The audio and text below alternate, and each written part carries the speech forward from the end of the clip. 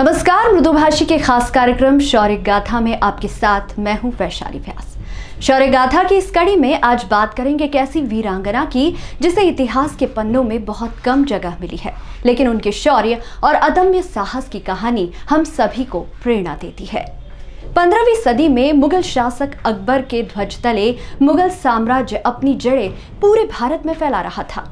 बहुत से हिंदू राजाओं ने अपने घुटने टेक दिए थे, तो कईयों ने पूरी ताकत से उनका मुकाबला किया। राजपूताना से होते हुए अकबर मध्य भारत तक पहुंच गया था, लेकिन मध्य भारत को जीत पाना उसके लिए आसान नहीं था, और खासकर गोंडवाना को।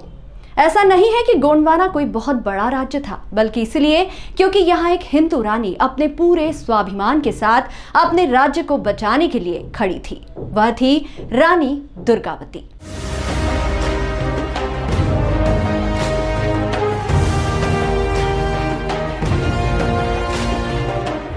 रानी दुर्गावती वह हिंदू रानी है जिसकी समाधि पर आज भी गोंड जाति के लोग श्रद्धांजलि अर्पित करते हैं, और उनके नाम पे मध्य भारत में एक विश्वविद्यालय भी है, लेकिन अधिकतर लोग अभी भी इनके बारे में नहीं जानते हैं। रानी दुर्गावती का जन्म 5 अक्टूबर सन 1524 को महोबा में हुआ था। दुर्गावती के पिता महोबा के राजा थे। रानी दुर्गावती सुंदर, सुशील, विनम्र, योग्य एवं साहसी लड़की थी। महारानी दुर्गावती कालिंजर के राजा कीर्ति सिंह चंदेल की एकमात्र संतान थी। बांदा जिले के कालिंजर जिले में 1524 ईस्वी की दुर्गाष्टमी पर जन्म के कारण उनका नाम दुर्गावती रखा गया। नाम के अनुरूप ही तेज, साहस, शौर्य और सुंदरता के कारण इनकी प्रसिद्धि सब और फैल गई। दुर्गावती के मायके और ससुराल पक्ष की जाति भिन्न थी, लेकिन फिर भी दुर्गावती की प्रसिद्धि से प्रभावित होकर गोंडवाना साम्राज्य के राजा संग्राम शाह मडावी ने अपने पुत्र दलपत शाह मडावी से विवाह करके उसे अपनी पुत्रवधू बनाया था।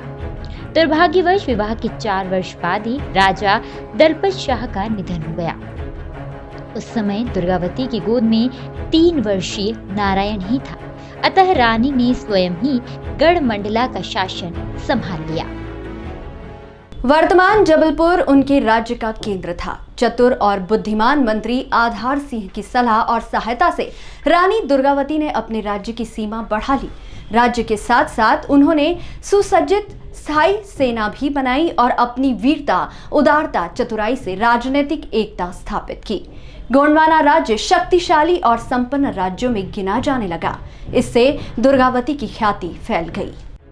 रानी दुर्गावती की योग्यता एवं वीरता की प्रशंसा अकबर ने भी सुनी। उसके दरबारियों ने उसे गोंडवाना को अपने अधीन कर लेने की सलाह दी। उसने आसफ खान नामक सरदार को गोंडवाना की गढ़ मंडल पर चढ़ाई करने की सलाह दी। रानी दुर्गावती ने अपने पहले ही युद्ध में भारतवर्ष में अपना नाम रोशन कर लिया था। शेर शाह की मौत के बाद सूरत खान ने उसका कार्यभार संभाला, जो उस समय मालवा गणराज्य पर शासन कर रहा था। सूरत खान के बाद उसके पुत्र बाज बहादुर ने कमान संभाली। सिंहासन पर बैठते ही बाज बहादुर को एक महिला शासक को हराना बहुत आसान लग रहा था, इसलिए उसने रानी दुर्गावती के गोंड साम्राज्य पर धावा बोल दिया। बाज बहादुर की रानी दुर्गावती को कमजोर समझने की भूल के कारण उसे भारी हार का सामना करना पड़ा और उसके कई सैनिक घायल हो गए थे। बाज बहादुर के खिलाफ इस जंग में जीत के कारण अड़ोस पड़ोस के राज्यों में रानी दुर्गावती का डंका बज गया था। अब रानी दुर्गावती के राज्य को पाने की हर कोई कामना करने लगा था। इस पर अकबर ने अपने एक रिश्तेदार आसफ खां के नेतृत्व में गोंडवाना पर हमला कर दिया। एक बार तो आसफ खां पराजित हुआ, पर अगली बार उसने दोगुनी सेना और तैयारी के साथ हमला बोला। दुर्गावती के पास उस समय बहुत कम सैनिक थे। उन्होंने जबलपुर के पास नरई नाले के किनारे मोर्चा लगाया तथा स्वयं पुरुष वेश में युद्ध का नेतृत्व किया। इस युद्ध में 3000 मुगल सैनिक मारे गए, लेकिन रानी की भी अपार क्षति हुई थी। अगले दिन 24 जून 1564 को मुगल सेना ने फिर हमला बोला। आज रानी का पक्ष दुर्बल था, अतः रानी ने अपने पुत्र नारायण को सुरक्षित स्थान पर भेज दिया।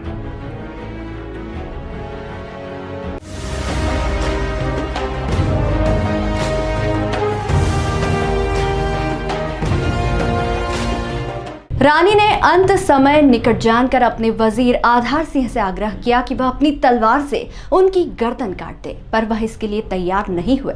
अतः रानी अपनी कटार से स्वयं ही आत्म बलिदान के पथ पर आगे बढ़ गई।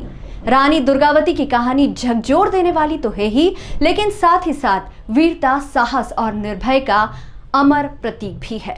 हम ऐसे ही वीर सपूतों की शौर्य गाथा आप तक पहुंचाते रहेंगे। तब तक के लिए आप बने रहिए मृदुभाषी के साथ।